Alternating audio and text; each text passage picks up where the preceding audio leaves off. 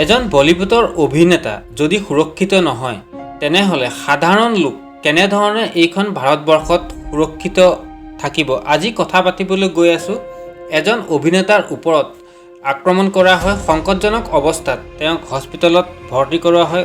সৈফ আলী খানৰ ওপৰত নিশা 2 বজাত কোনো অচিনাকি দুৰ্বৃত্তই আক্ৰমণ কৰে চুৰি উদ্দেশ্যৰে। আচলতে তেওঁ সোমাই বাসগৃহত কেনেধৰণে সোমাব পাৰিলে আচলতে এজন অভিনেতাৰ বাসগৃহত কোনো নিৰাপত্তা নাছিল নেকি? সেই সময়ত তেওঁক প্ৰহাৰ কৰা হয় চোকা অস্ত্ৰৰে। এনে এটা ঘটনা সংঘটিত হয় এইখন ভাৰতবৰ্ষত। সৈফ আলী খানৰ ওপৰত নিশা ভয়ংকৰ আক্ৰমণ। তেওঁক অতি সোনকালে মুম্বাই অৱস্থিত লীলাৱতী হস্পিটেলত অতি সোনকালে সংকটজনক অৱস্থাত ভৰ্তি কৰোৱা হয়। কথমপি প্ৰাণ ৰক্ষা পৰে কৰিনা কাপুৰ আৰু তেওঁৰ পুত্ৰ। এনে এটা ঘটনা আচলতে নিন্দা কৰিব পাৰি।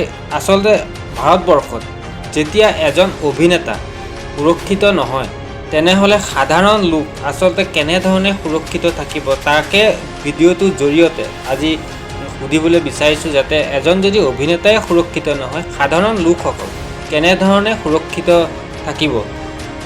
এনে এটা ঘটনা সংঘটিত হয় মুম্বাই অৱস্থিত বাসগৃহত।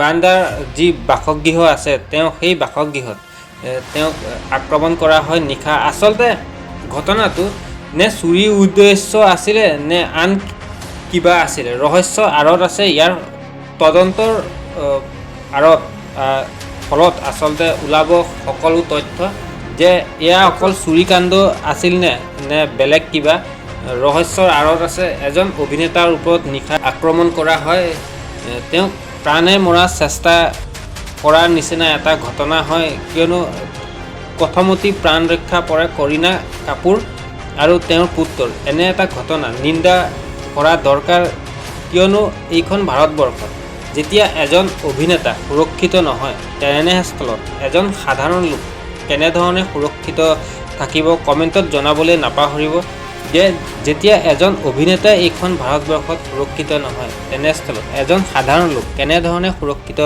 থাকিব পাৰে।